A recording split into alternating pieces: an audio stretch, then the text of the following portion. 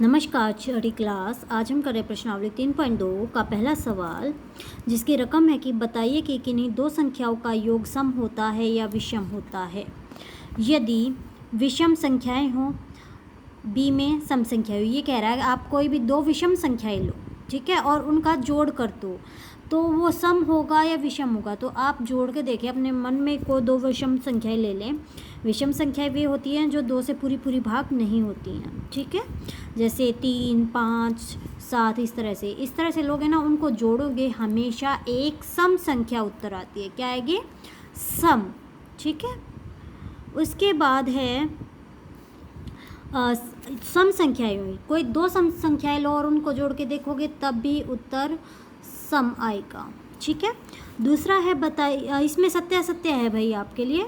ए है 3 विषम संख्याओं का योग सम होता है, तो ये बिल्कुल असत्य है। आप इसके लिए ना मेन चीज़ ये है, मन में एग्जाम्पल सोच के चलना आपने, ठीक है, और फिर उसको सॉल्व करके देखना कि भाई ये इस चीज़ को सेटिस्फाई कर रहा है कि नहीं कर रहा है। तो 3 विषम संख्याएं ले लो, जैसे 3, 5 और 7, उनको जोड़ो तो वो सम नहीं होगा, वो होगा विषम। तो ये असत्य है। दूसरा है दो विषम संख्याओं, कोई दो विषम संख्याएं ले लो, उनको जोड़ दो, ठीक है, और उसके साथ एक सम संख्या जोड़ दो, तो उनका जो जोड़ आएगा, आंसर आएगा, सम होता है। सम वे होते हैं जो संख्याएं दो से पूरा भाग होती है। तो ये कथन सत्य है।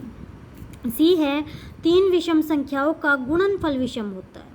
तो इसके लिए उदाहरण ले लें अपने मन में, 3 ले लो, 5 ले लो, 7 ले लो, उनका गुणा करके देखो क्या विषम होगा?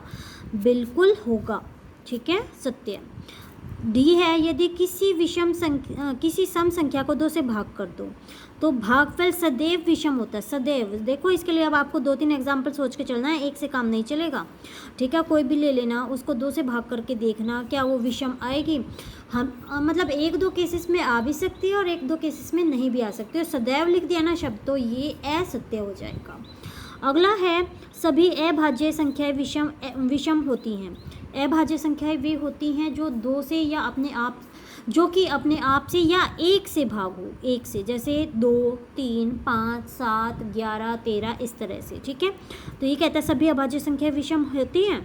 बिल्कुल नहीं, क्योंकि एक ऐसी संख्या है 2 जो सम भी है और अभाज्य भी है, तो एक इसकी वजह से ये कथन असत्य हो गया।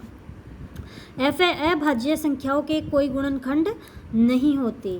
ये कहता है अभाज्य संख्याओं के गुणनखंड करो, जैसे आपको कह दे कि भाई 11 के गुणनखंड करो, तो किसी नंबर से भाग होगा, वो बस अपने आप से या 1 से ही भाग होगा, तो ये कथन आप असत्य कह देंगे। जी है 2 अभाज्य संख्याओं का योग सदैव सम होता है। 2 अभाज्य संख्याएं लें और उनको जोड़ के देखो क्या वो हमेशा सम आएगा? बिल्कुल नहीं आएगा, ये कथन असत्य है। एच है केवल 2 ही एक सम अभाज्य संख्या है। ये कह रहा है 2 जो है ना वो सम भी है, अभाज्य संख्या है, सिर्फ अकेला इकलौता यही नंबर है, बिल्कुल सिर्फ 2 ही ऐसा नंबर है जो सम भी है और अभाज्य भी है।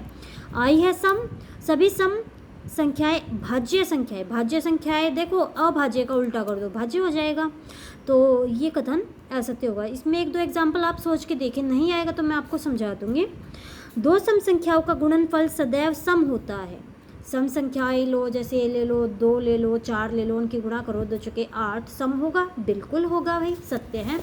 तीसरा सवाल देखें, ये है संख्या 13 और 31 अभाज्य संख्याएं हैं और इन दोनों संख्याओं में 2 ही अंक है, 1 और 3, मतलब 1 और 3 से दोनों ही बने, दोनों अभाज्य हैं, ठीक है। तो आपने 100 तक ऐसे ही जोड़े निकालने हैं, 100 तक देखने हैं। तो मैं इसमें आपको एक बता देती हूँ, बाकी आप छाटेंगे। देखिए जैसे 17 है, 17 और 71 दोनों एक जैसे अंकों से बने हैं और दोनों 100 के बीच में और दोनों ही अभाज्य हैं। तो बाकी के आप करके देखेंगे। Thank you.